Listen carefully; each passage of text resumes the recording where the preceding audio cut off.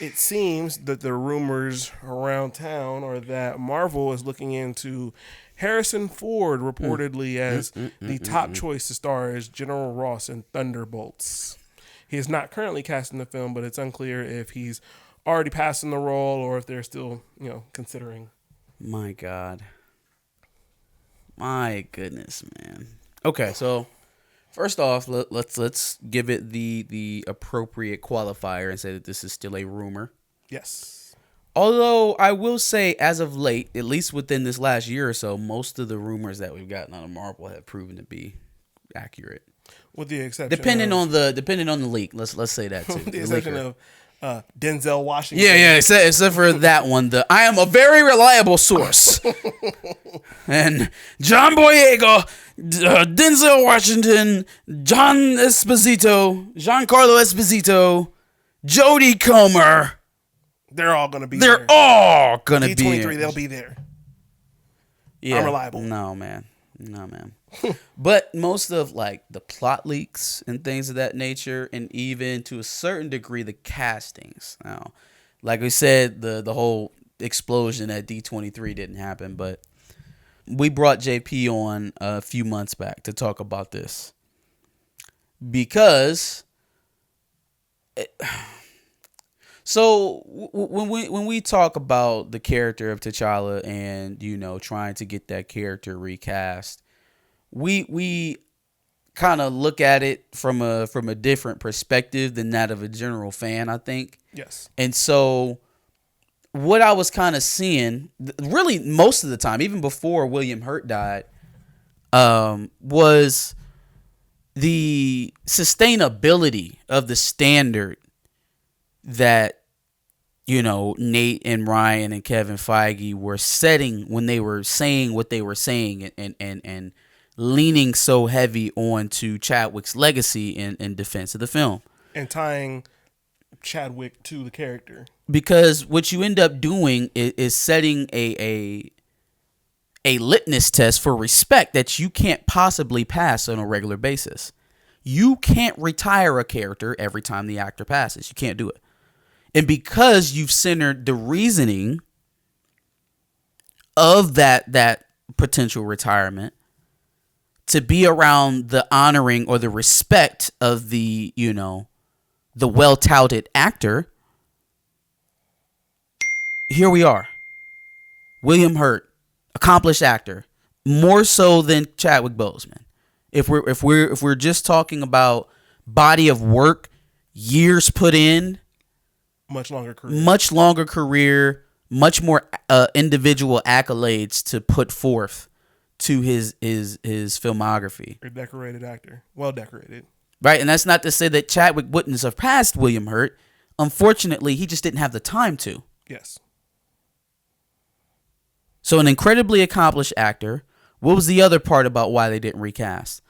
An iteration that transcends all other iterations, right? His live action iteration transcended all other iterations. Was there a more transcendent performance for General Thunderbolt Ross than that of William Hurt in the Hawk movies and all of the other cameos? Was there a more transformative performance had? That's even interesting because there is no other T'Challa iteration. There is another Thunderbolt Ross iteration. Yeah, there is another but no one's thinking of Lou Ferrigno, General Ross when they're thinking about. So even if I'm being generous and I'm giving you that it's fair when it's not, right? That it wasn't a compliment or a adulation that was filtered to be in a very specific way, because we all know Chadwick Boseman was the only one that played T'Challa in live action, video games, animated series, animated movies, but never a live action iteration. Yeah. Chadwick Boseman was the only one. So even if I'm being fair and I say that it's even, are we still not saying that William Hurt doesn't clear that bar too? What is it specifically?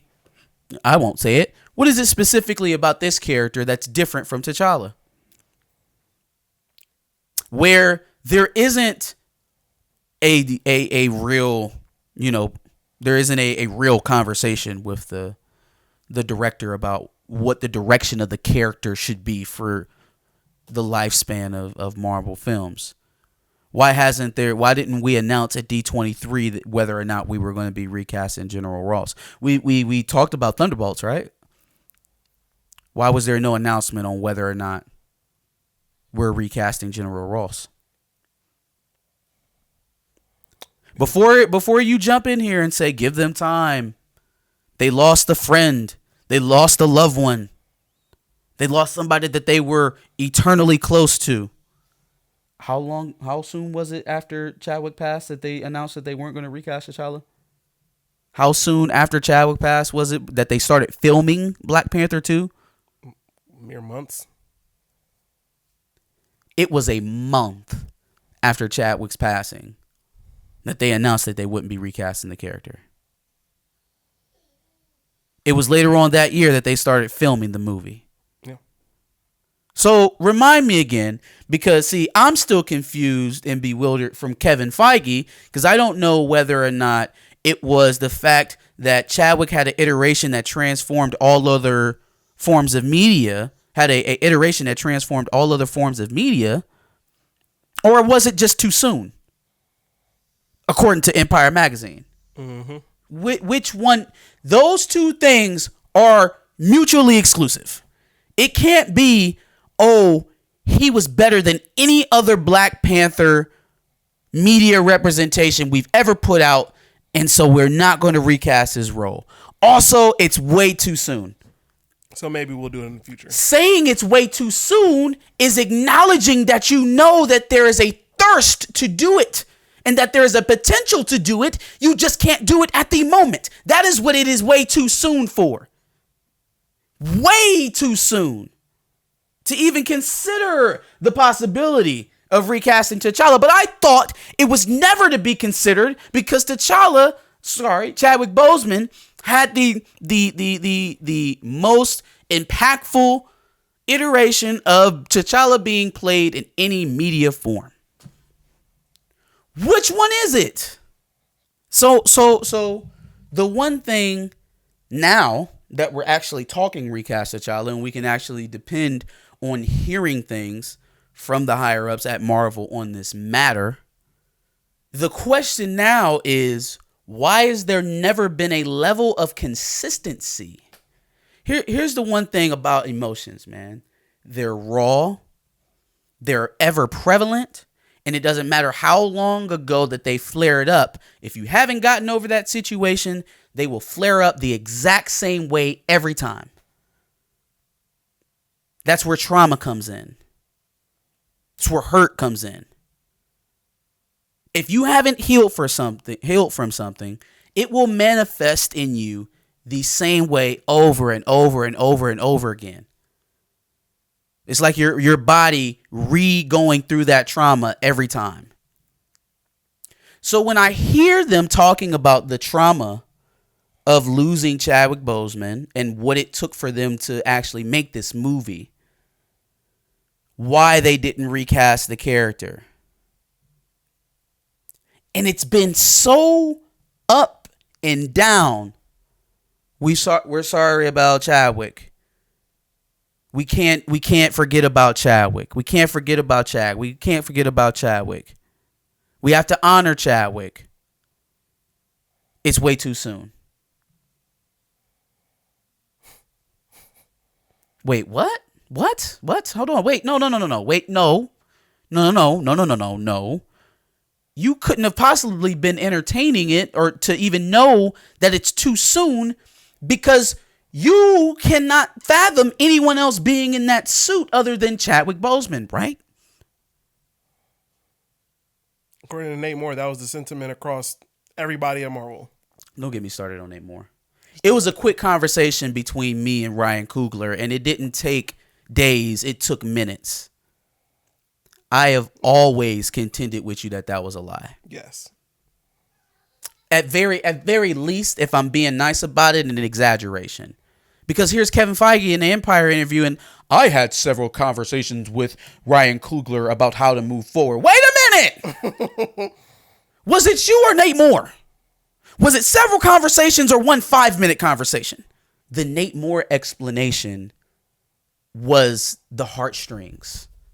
That's what gave them so much reprieve from the general fan audience for so long, because they always strategically were using the sorrow and the sadness around Chadwick Boseman, the familiarity with the cast to Chadwick Boseman, and the emotion that was wrapped up in all of that as cover.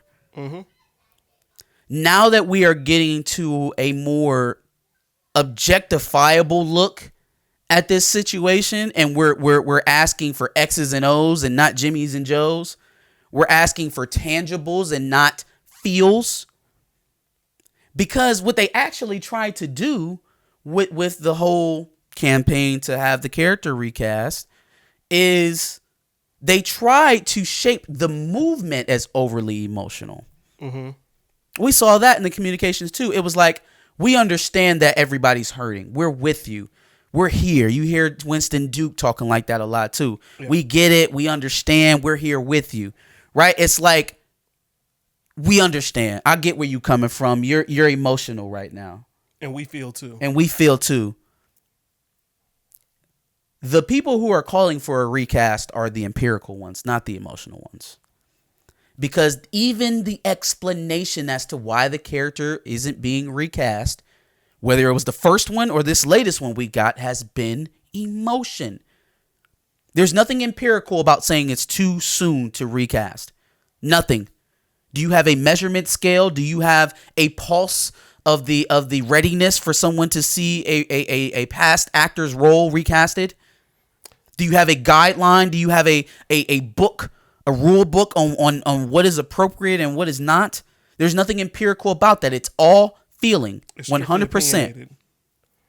It's even the he transcends any iteration, right?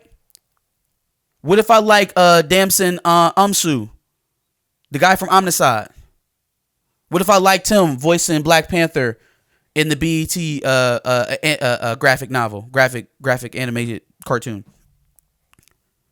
What if I liked him in Avengers Mightiest Heroes? What if I preferred that iteration to Chadwick's live action iteration?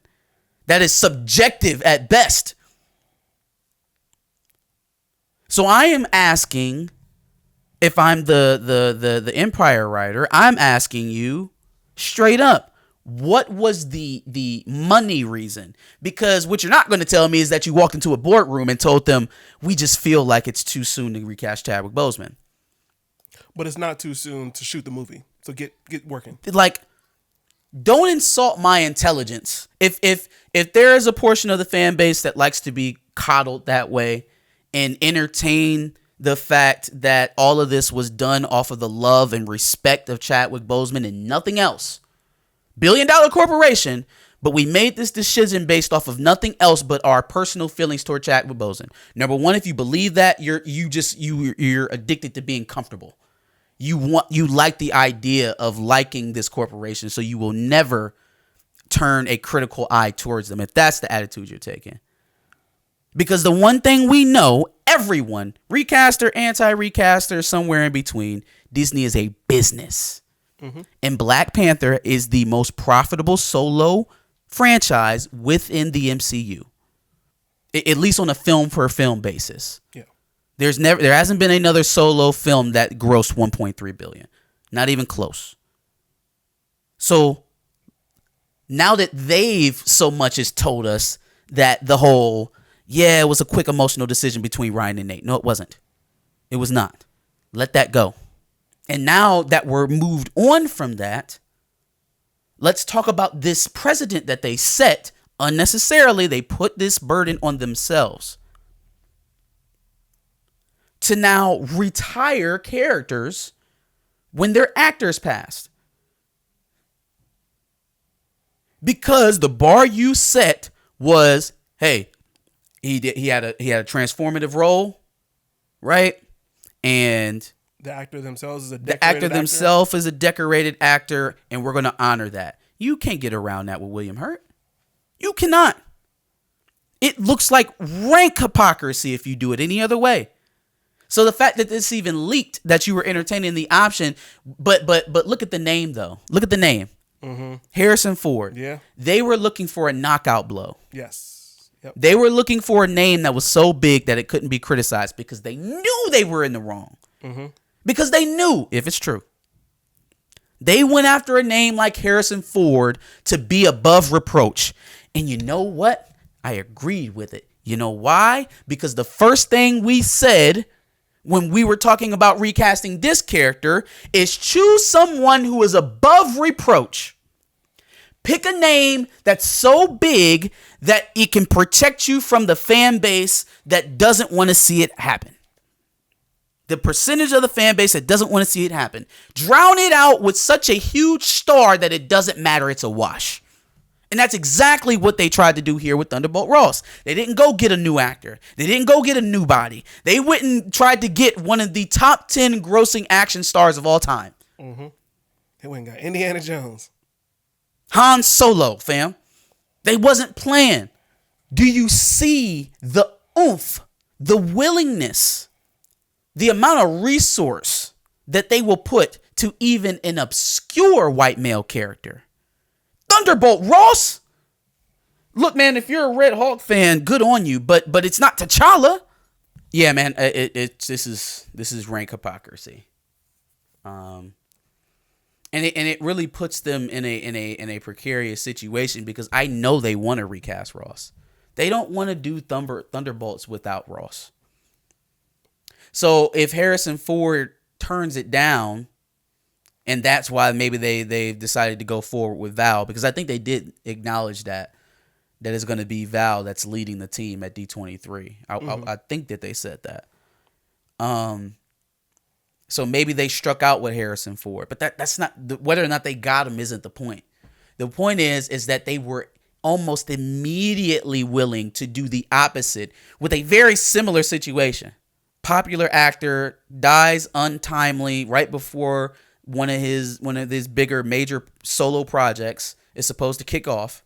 Now you're faced with the decision to bring in a new actor or not. On one side, they chose to make sure that character continues to get seen on screen, and did so by attempting to implant one of the biggest actors in all of Hollywood in it. Mm-hmm. Now compare that what they did for your superhero if you're a T'Challa fan. If you're a black superhero fan, compare that to what they did for T'Challa. It's not enough to sit up here and say that they have good intentions based off of your knee-jerk reaction to like Disney. Look at their actions and judge them for that. That is all. No one is leading a hate campaign versus Marvel. We are looking at the actions that are coming out of that studio, and we are criticizing justly. Anybody who is not doing that is wasting your time. Crazy enough, they've set it up so that if the same thing did happen for T'Challa, it would be met with backlash, swift backlash, large backlash, because you set it up so that I feel for this character, and now you're just going to replace him. Fam, y'all had Grace Gloria Randolph saying how Marvel is being hypocritical. When you have one of your paid reviewers, the ones who get all of the, the advanced screenings and the gift packs from the studios and all that good stuff, when one of them is on your back, it ain't looking good. Yeah. You're not in a great position optically. You're not. So we'll see how they respond to this news. I honestly don't think that he's getting recast, because I think that they've said that they're moving forward with Val. It is just the fact that they attempted to do it. It's the fact that it wasn't the same amount of speed that they took to decide over T'Challa is the same type of haste they took with William Hurt's character. It was just in complete reverse. So now if you've been hanging on to every platitude-filled word coming out of Disney Marvel for the last year and a half, and you look at this, how could you possibly stand by that? I think that's crazy. I agree. That's just me. What are your guys' thoughts on the potential Thunderbolt Ross recasting there? Do you even like Harrison Ford as the pick if that was going to be it? Make sure you give us your thoughts, comment, like, share, and subscribe, and come back next week for more content. Absolutely, and make sure you check out our Recast Tchalla playlist, which has pretty much all of our thoughts on current news for Black Panther, Wakanda Forever, as well as just different takes of updates for recasting T'Challa. And make sure you subscribe. Like he said, we like to talk about any kind of news that we get, any kind of rumors, updates, and things of that nature that we get around the subject.